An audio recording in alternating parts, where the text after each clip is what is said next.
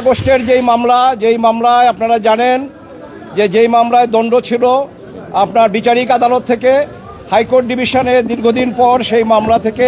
সমস্ত আসামিদেরকে খালাস দেওয়া হয়। সেই খালাসের আদেশের বিরুদ্ধে রাষ্ট্রপক্ষ লিভ টু আপিল ফাইল করে এবং আমাদের সর্বোচ্চ আদালত অ্যাপেলেট ডিভিশন লিভ মঞ্জুর করার পরে যে আপিল হয় সেই আপিল আমরা দীর্ঘদিন শুনানি করেছি এবং আমি কৃতজ্ঞ চিত্তে মাননীয় আদালতের কাছে আমি আমার কৃতজ্ঞতা আমি এক্সপ্রেস করছি যে আমরা দীর্ঘ প্রচেষ্টায় আমাদের মধ্যে যা ছিল কিন্তু সেটা আজকে দূরীভূত হয়েছে। আমি বলবো আল্লাহ রাব্বুল আলামিনের কাছে শুকরিয়া এবং আজকে আপিল সরকার রাষ্ট্র কর্তৃক আনিত সমস্ত আপিল এবং যে সমস্ত পিটিশন ছিল সবগুলো ডিসমিস হয়েছে, অর্থাৎ হাইকোর্ট বিভাগের যেই রায় খালাসের যে রায় সেটা বহাল আছে। কাজেই আমি বলবো যে আমি গর্ব অনুভব করি আমার সুপ্রিম কোর্ট নিয়ে, আমার হাইকোর্ট বিভাগ এবং আমার অ্যাপেলেট ডিভিশন নিয়ে, যে এখানে ন্যায়ের মানদণ্ড আজকে আবার তারা উঁচু করে ধরলেন। কাজেই বাংলাদেশে বিচার আছে, আইনের বিচার আছে, আইনের শাসন আছে, এটা আবার প্রমাণিত হলো। আর এই মামলা সঠিকভাবে তদন্ত করে নাই বলে হাইকোর্ট বিভাগ যে অবজারভেশন দিয়েছিল নতুন করে আবার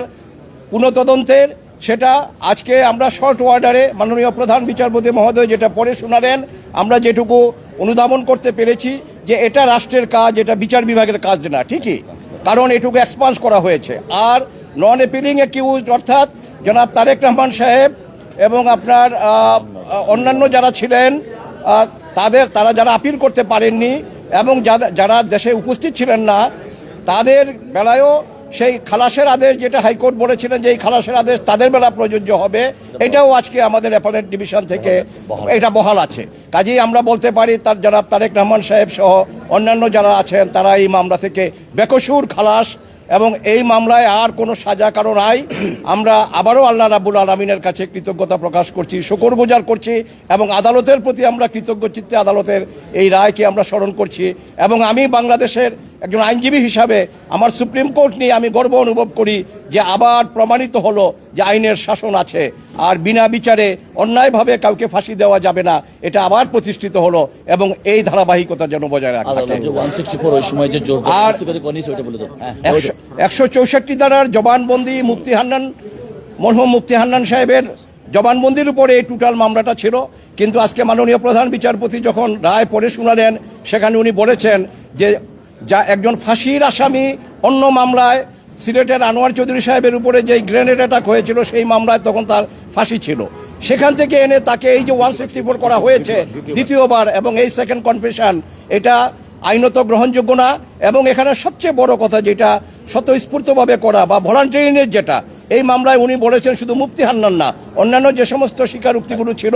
এগুলো একটাও ভিতরেও ওনারা ভলান্টারিনেস খুঁজে পান নাই, অর্থাৎ এগুলো স্বেচ্ছায় তারা করেননি। কাজে স্বেচ্ছায় যদি না করে তাহলে সেই স্বীকারোক্তির কোনো মূল্য নাই। কাজেই এই মামলায় শুধু আসামিদের খালাস হয়নি, আজকে একটা নতুন ধারা যোগ হয়েছে যে ন্যায় বিচারের ক্ষেত্রে আমাদের উচ্চ আদালত কতটা সজাগ পুঙ্খানুপুঙ্খরূপে, সেখানে এটা মাননীয় প্রধান বিচারপতি মহোদয়ের শর্ট আদেশের মাধ্যমে আমরা সেটা অনুধাবন করেছি এবং এটা ইনশাল্লাহ বহাল থাকবে বাংলাদেশ সুপ্রিম কোর্টে।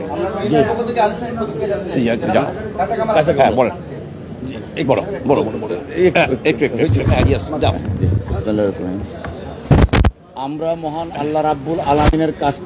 কাছে শুকরিয়া আদায় করছি, সেই সাথে মহামান্য সুপ্রিম কোর্টের পূর্ণাঙ্গ বেঞ্চ আজকে যা রায় দিয়েছেন সেই রায়ে প্রমাণিত হয়েছে জনাব তারেক রহমান সাহেব বিএনপির ভারপ্রাপ্ত চেয়ারম্যান, তিনি ন্যায় বিচার পেয়েছেন। আপনারা জানেন এই মামলাটা অত্যন্ত একটা হিনিয়াস ক্রাইম ছিল, কিন্তু শেখ হাসিনা ওয়াজেদ তার রাজনৈতিক উদ্দেশ্যে ব্যক্তিগত জিঘাংসা থেকে জনাব তারেক রহমান সাহেবকে অন্যায়ভাবে এই মামলায় অন্তর্ভুক্ত করেছিলেন। আজকে সর্বোচ্চ আদালতের মাধ্যমে প্রমাণিত হয়েছে জনাব তারেক রহমান সাহেব নির্দোষ এবং তিনি খালাস পেয়েছেন। পাশাপাশি এইটাও এস্টাবলিশড হয়েছে শেখ হাসিনা ওয়াজেদ প্রকৃত অর্থে আইবি রহমান সহ যারা আনফরচুনেটলি মৃত্যুবরণ করেছেন তাদের বিচার শেখ হাসিনা চায়নি। যদি শেখ হাসিনা প্রকৃত অপরাধীদের বিচার চাইতেন, আইবি রহমানের বিচার চাইতেন, তাহলে হয়তো রাজনৈতিক জিঘাংসার বশবর্তী হয়ে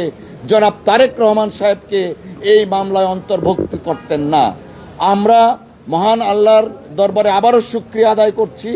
জনাব তারেক রহমান সাহেব ন্যায় বিচার